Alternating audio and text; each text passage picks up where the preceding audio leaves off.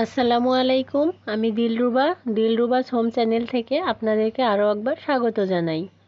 দেশ এবং দেশের বাহিরে, কাছে এবং দূরে, যে যেখান থেকে আমার আজকের এই ভিডিওটি দেখছেন, আশা করি আল্লাহ তাআলার অশেষ রহমতে সবাই অনেক ভালো আছেন।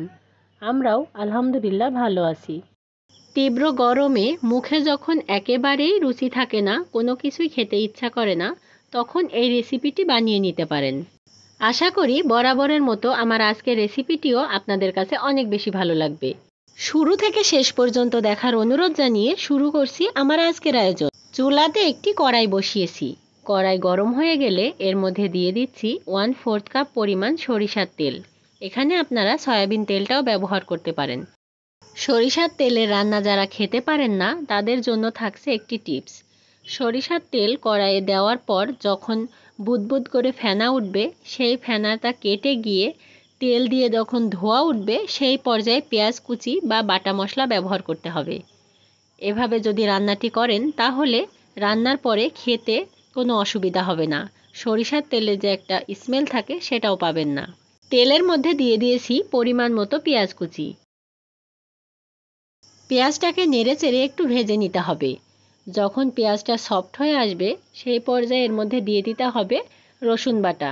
দিয়ে দিলাম 1.5 চা চামচ পরিমাণ রসুন বাটা।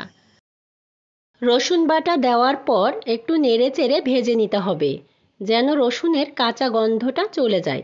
তারপর সামান্য পরিমাণ পানি দিয়ে দিলাম।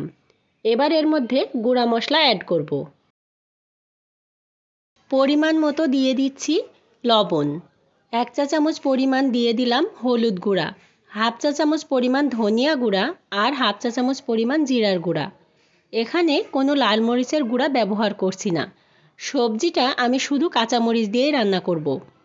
খুব ভালোভাবে নেড়েচেড়ে মিশিয়ে মশলাটাকে কষিয়ে নিতে হবে।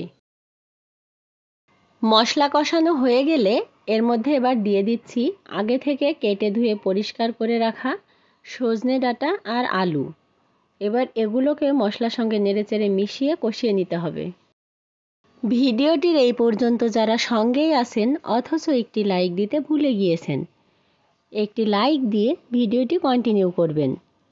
আর আপনি যদি আমার চ্যানেলে আজ নতুন হয়ে থাকেন, চাইলে চ্যানেলটি সাবস্ক্রাইব করে বন্ধু হয়ে আমার পাশেই থেকে যেতে পারেন। এই কাজটি যারা অলরেডি করে ফেলেছেন তাদেরকে জানাই অসংখ্য ধন্যবাদ। সবজিটা কষানোর এই পর্যায়ে সামান্য পরিমাণ পানি দিয়ে তারপর ঢাকনা দিয়ে ঢেকে দিচ্ছি।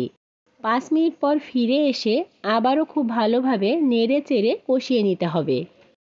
এবার এর মধ্যে দিয়ে দিব কলা। কলাটাকে আমি কেটে ধুয়ে পরিষ্কার করে তারপর গরম পানিতে হলুদ দিয়ে ভিজিয়ে রেখেছিলাম। কলাটা খুবই জালি কলা। এই কলা দিয়ে এই তরকারি রান্না করলে খুব টেস্টি হয়। কলার সঙ্গে আমি 15-20টি মতো কাঁচামরিচ ফালিও দিয়ে দিয়েছি। এবার আবারও কিছুটা সময় সবজিগুলোকে কষিয়ে তারপর এখানে প্রায় 1 কাপ মতো পানি দিয়ে দিলাম। পানির সঙ্গে সবজিটাকে এবার নেড়েচেড়ে মিশিয়ে ঢাকনা দিয়ে ঢেকে দিব। ফিরে এলাম প্রায় 3-4 মিনিট পর। পানিটা অনেকটাই শুকিয়ে গিয়েছে। এবার নেড়েচেড়ে মিশিয়ে নিয়ে এর মধ্যে দিয়ে দিচ্ছি 1 টেবিল চামচ পরিমাণ সরিষা বাটা।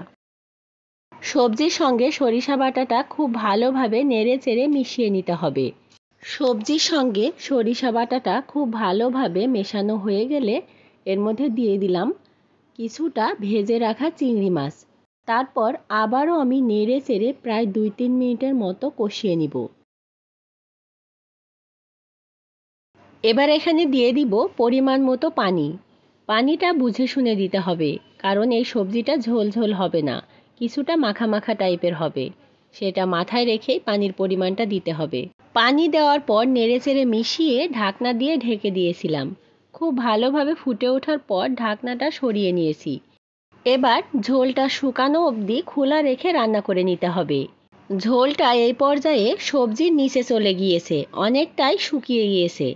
তখন 1 চা চামচ ভাজা জিরার গুঁড়া ছড়িয়ে দিয়ে নেড়েচেড়ে মিশিয়ে নিয়ে চুলা থেকে নামিয়ে নিতে হবে। সবার সুস্বাস্থ্য ও দীর্ঘায়ু কামনা করে ভিডিওটি আজকের মতো এখানেই শেষ করছি। আসসালামু আলাইকুম।